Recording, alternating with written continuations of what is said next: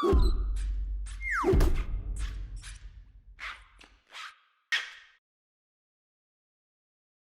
everyone, it's Michael here from GoodyReader.com, and today we're going to unbox the Bookeen Diva. This is their entry-level e-reader, and it has the same design sensibilities as the Diva HD.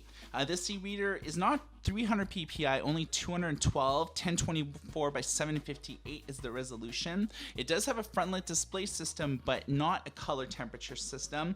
1 gigahertz processor, 512 MB of RAM, 16 gigs of internal storage, and powered by a 1200 milliamp battery.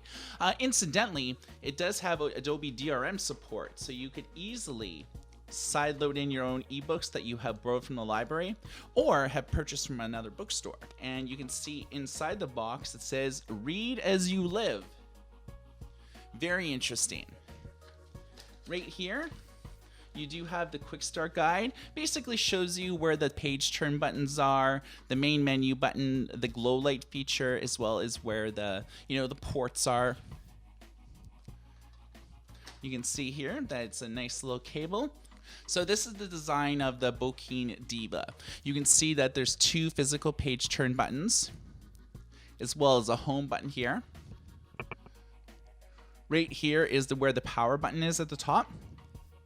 And then bottom, either a hard reset, it looks like a hard reset, and a USB cable. You can see that it looks big and chunky compared to most e-readers. Most e-readers are like very thin.